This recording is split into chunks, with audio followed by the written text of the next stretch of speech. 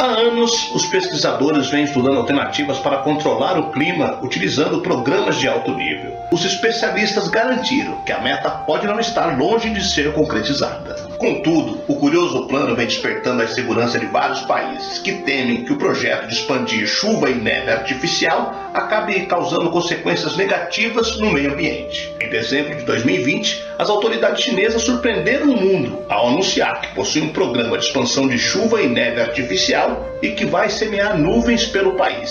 De acordo com o guia divulgado pela agência de notícias oficial do governo, o intuito é aumentar os níveis de chuva artificial, prevenir desastres ocasionados pelo granizo e inovar a tecnologia de forma exponencial. Até 2025, a China planeja que 5,5 milhões de quilômetros quadrados do território sejam implementados no projeto, correspondendo a quase 60% da região.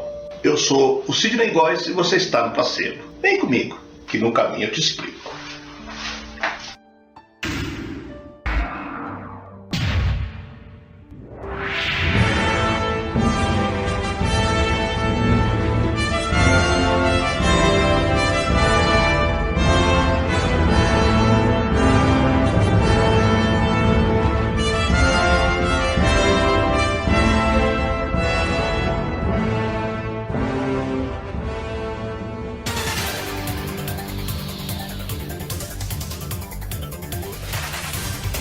Pequim é uma das cidades mais poluídas do mundo, mas quando acontece uma reunião política importante ou um evento de relevância internacional, o céu fica limpo, azul e a luz volta à cidade. E isso não é uma coincidência. O governo chinês vem usando programas de manipulação do clima há anos e em dezembro do ano passado deu um passo além, anunciou a sua meta de expandir substancialmente a sua capacidade operacional nessa área. A China planeja expandir seu programa de chuva e neve artificial para cobrir 5,5 milhões de quilômetros quadrados até 2025. Quase 60% de seu território, quase 3 vezes o México.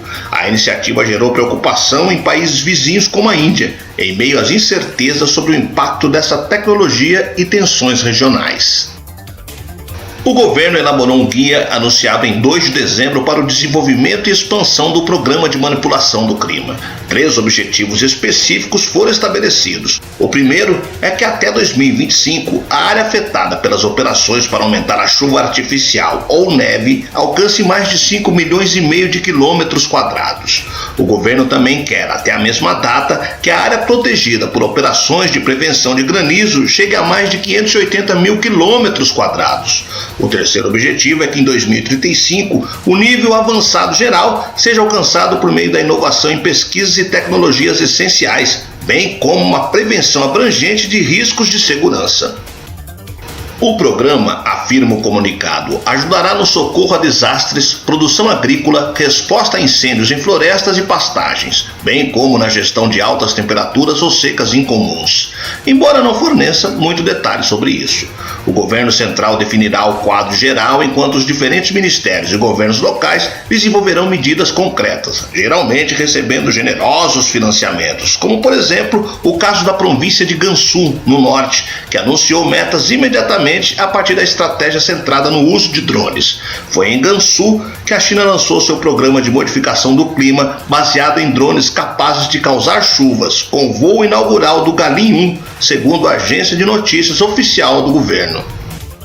Mas a chamada semeadura de nuvens não é uma tecnologia nova. Muitos países usam a tecnologia. A China já usa há muito tempo, a Índia também usa. Também se usa a tecnologia na África subsaariana e no nordeste do continente asiático, onde há muitas secas problemáticas. Na Austrália também, explica Dhanasree Jayaram, especialista em clima da Academia Manipal de Educação Superior em Karnataka, Índia.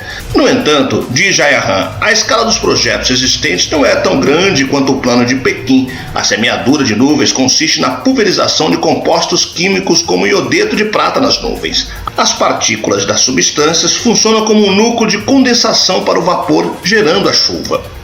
As primeiras pesquisas sobre a técnica começaram no final da década de 1940, principalmente nos Estados Unidos, mas ainda existem grandes questionamentos sobre esse método.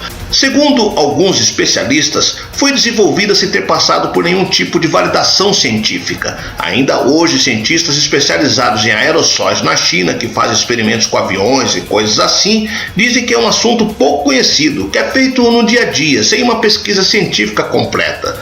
No país asiático, a manipulação do clima por meio da semeadura de nuvens é uma espécie de questão operacional. Não é um exercício de pesquisa ou qualquer coisa remotamente científica. É basicamente feito em um nível comunitário, em cidades e vilas, dizem os especialistas. Uma das práticas da China mais conhecidas internacionalmente está relacionada a grandes eventos. O governo faz a semeadura de nuvens antes e a chuva deixa o céu limpo.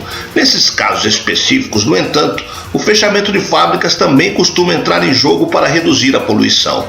Cerca de 50 mil municípios chineses praticam a semeadura de nuvens regularmente para evitar danos às suas plantações. Basicamente, trata-se de tentar evitar que tempestades de granizo destruam as plantações. Então eles tentam tirar a chuva das nuvens antes que ela se torne muito perigosa. Mas a semeadura de nuvens só funciona efetivamente no país por 1 ou 2 meses por ano. Em dezembro passado, a revista científica New Scientist fez um artigo sobre uma pesquisa recente que apontou que a semeadura de nuvens pode aumentar a precipitação, mas o aumento é inferior a 10%. As dúvidas sobre essa técnica não impediram a China de investir nela, o que alimenta as preocupações dos países vizinhos em um momento de crescentes disputas entre o gigante asiático e outros países. Um dos temores de que essa tecnologia seja aplicada massivamente na China é de que ela tenha um impacto nas monções de verão na Índia, que também são fundamentais para toda a região, diz Dhanasrié Jayaram. Os especialistas acreditam que esse tipo de anúncio poderia ter passado despercebido se a relação entre os dois países estivesse em um momento melhor. Mas tensões fronteiriças, com diversos confrontos entre os soldados dos dois países, aumentaram o sentimento anti-chinês na Índia. Um dos impulsionadores das monções é a diferença de temperatura entre o Planalto Tibetano e o Oceano Índico. Alterações significativas no Planalto Tibetano podem ter efeito bastante drástico. Há um plano de engenheiro chinês para realizar um projeto de semeadura de nuvens em grande escala em todo o Planalto Tibetano, embora esta iniciativa não tenha o apoio nacional. Mas a maior preocupação na região vai além da semeadura de nuvens e se concentra na possibilidade de a China implementar tecnologias de geoengenharia mais ambiciosas, como o gerenciamento ou controle da radiação solar sem consultar outros países. Isso é problemático, especialmente quando as relações passam por um momento tenso, aponta Dhanasrié Jayaram. Não acho que a tecnologia em si seja alarmante, pode ser útil, e cada um tem soberania no seu território, mas o problema surge quando você faz unilateralmente algo que afeta outros países. O que acontece, por exemplo, se algo dá errado com esse tipo de tecnologia? Quem vai pagar? Questiona ela. Especialistas consideram urgente estabelecer uma agência internacional para regular essas práticas e possíveis conflitos.